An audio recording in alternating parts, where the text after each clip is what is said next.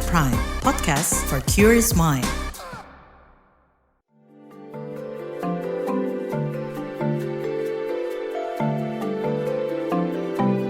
Saga, cerita tentang nama, peristiwa, dan fakta.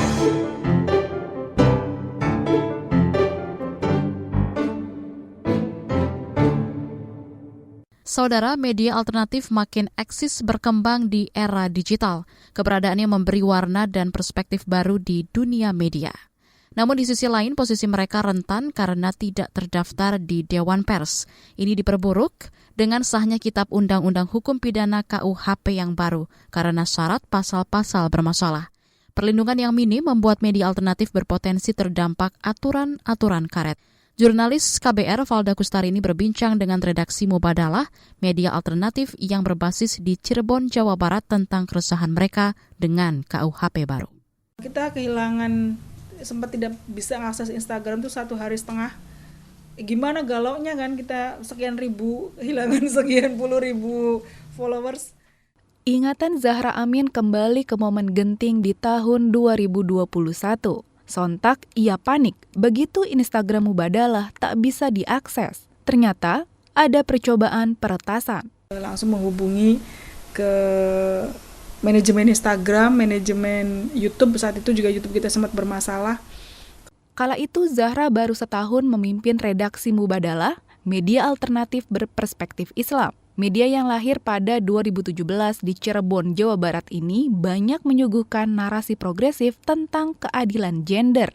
Serangan digital tak hanya sekali, situs mubadalah.id sempat down karena jumlah kunjungan yang membludak. Pemicunya, unggahan artikel berjudul 3 alasan perempuan haid boleh berpuasa. Tulisan ini diakses hingga 17.000 kali. Fitur direct message di Instagram Mubadalah mendadak kebanjiran komentar bernada ujaran kebencian. Karena terakhir yang soal perempuan haid boleh puasa itu kan sempat kita satu sisi diapresiasi, di sisi lain juga dicaci maki gitu. Udah biasa. Paling sering itu di Instagram, di komentar atau di DM, sama Twitter. Twitter yang terakhir itu yang soal feminisme itu. Website servernya pernah down berapa kali. Website itu pernah 1 hari 1 malam apa ya? Ya sempat ini, Mas Anan sempat ngutak-ngatik, tapi akhirnya tetap bisa kita ini balik. Tulisan-tulisan di Mubadalah dianggap melenceng dari perspektif Islam tertentu. Ketika ada kontroversi, itu kan sebenarnya satu sisi mungkin ya menaikkan engagement media kan, tetapi di sisi lain harusnya kita itu media bisa memberikan bacaan alternatif. Tidak hanya dari satu sudut pandang, tapi banyak sekali. Islam itu tidak hanya satu pemahaman atau satu warna, tapi ada dari pendapat ulama ini yang berbeda, dan ulama ini berbeda, dan perbedaan itu adalah rahmat. Beberapa tulisan saya alhamdulillah sudah dimuat di sana, diantaranya isu tentang hak perempuan dan anak, sunat perempuan, terus kemudian dialog antar agama juga, begitu. Hafizo Al-Mawali, kontributor Mubadalah, ikut ketar-ketir. Awal 2023, akun Facebooknya juga hampir diretas. Serangan muncul tak berapa lama setelah tulisannya diunggah Mubadalah. Dan belakangan ini ketika saya lebih intens lagi di Mubadalah, jadi beberapa waktu kemarin memang sempat ada informasi dari Facebook sendiri bahwa Facebook saya akan diambil alih, begitu. Tak cuma itu, fitur pesan di Facebooknya kerap dikirimi video porno. Tetap bisa saya atasi, tetapi memang itu sangat mengganggu sekali. Kebanyakan di DM, di Messenger juga, secara langsung begitu. Dan biasanya juga saya di-tag begitu ya, di-tag di-mention di beberapa video yang seperti itu. Jadi saya ulangi lagi, bukan sekedar spam, itu memang salah satu intimidasi begitu ya.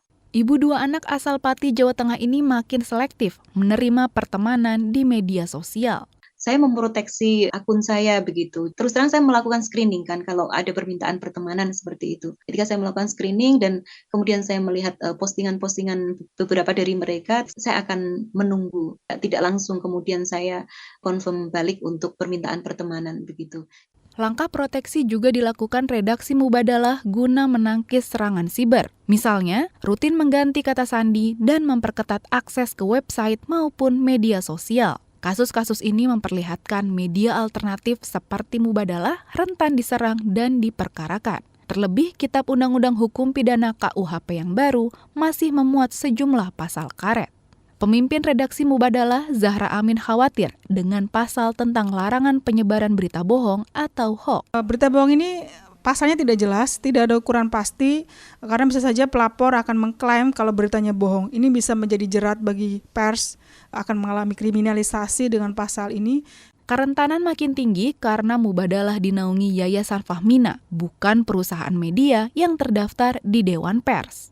Pasal lain yang membuat Zahra cemas adalah larangan menyiarkan tulisan tentang alat kontrasepsi. Padahal, Mubadalah juga membahas topik terkait hak kesehatan reproduksi. Itu ada pelindungan jiwa perempuan dari kehamilan akibat perkosaan. Yang kedua, perlindungan perempuan dari bahaya pemaksaan perkawinan, itu akan terkait juga dengan pasal-pasal ini.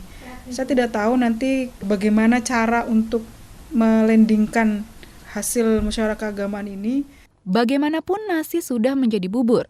KUHP dengan muatan pasal-pasal bermasalah terlanjur sah. Media alternatif seperti Mubadalah mesti menyiapkan strategi berlapis untuk mengantisipasi kemungkinan terburuk. Mungkin nanti harus ada upaya sosialisasi atau upaya preventif yang bisa dilakukan. Karena kan kita mikirnya sustain ya, berkelanjutan ya. Campaign itu kalau terlalu frontal juga kan orang jadi antipati, terlalu keras. Bagaimana pesan kita juga bisa sampai kepada para pembaca, pada audiens.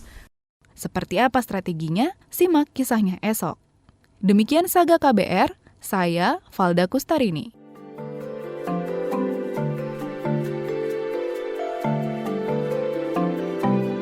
Saga, cerita tentang nama, peristiwa, dan fakta.